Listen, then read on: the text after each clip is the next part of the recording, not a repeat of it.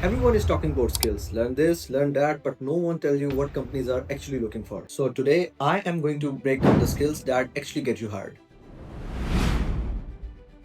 I run a tech company, I have hired people, I have rejected people, and today I'm going to tell you what skills exactly matter in 2026. Let's talk about the real problem first. Most people spend years learning things that don't matter. They finish a degree, they do random courses, they collect certificates, and then sit at home wondering why no one is hiring them. It's not because they're not smart, it's because they learned the wrong things or they learned the right things in the wrong way. Companies don't care how many courses you did, they care only one thing, that can you solve their problem?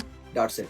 So today I am going to break down the skills that actually get you hired. Not the one that look good on paper, but the one that make companies say we need that person. Skill number one, and this might surprise you, communication. I know everyone says this, but let me explain why this actually matters. You can be the best developer in the world, the best designer, the best marketer, but if you cannot explain your work, if you cannot write a clear email, or if you cannot present your ideas, then you will always be overlooked. When I hire someone, I notice how they talk in the interview, how they explain their past work, how they ask a question. Because if someone cannot explain their problems clearly, this can be a problem for a whole team.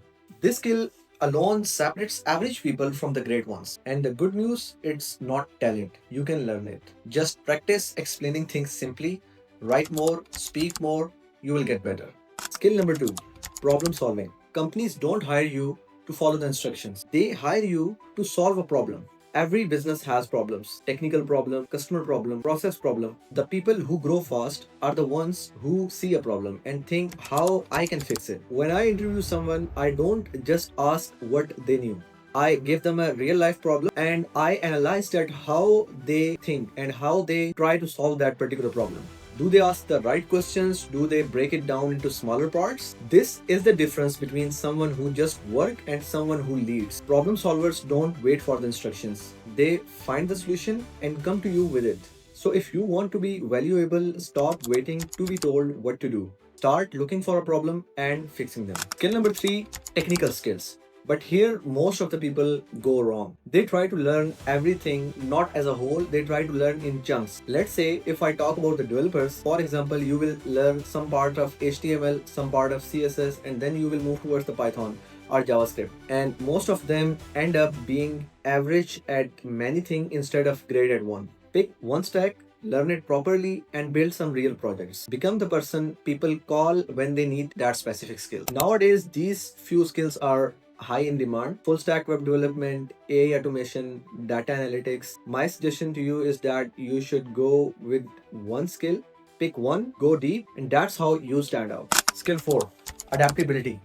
This one is really underrated, but this is becoming really important every year. The world is changing fast, tools change, process change, even entire industries change. The people who survive are the ones who adapt quickly. I have seen people get stuck even with 10 years of experience because they refuse to adapt. And I have seen freshers grow faster than the seniors because they were open to the change. And finally, skill number 5, this skill that most people ignore, is ownership. What does ownership means? It means that you treat work like it's yours, not just a task assigned to you by someone else, but something you actually care about. Most people do their job and go home. They just finish their task without caring that what will be the end result of that task. But people with ownership are different. They ask that, is this the best I can do? Is anything missing in this particular task so that I can improve myself? How will this affect the team, the customer, and the company? These are the people who get promoted. These are the people who became leaders because they don't need to be managed, they manage themselves.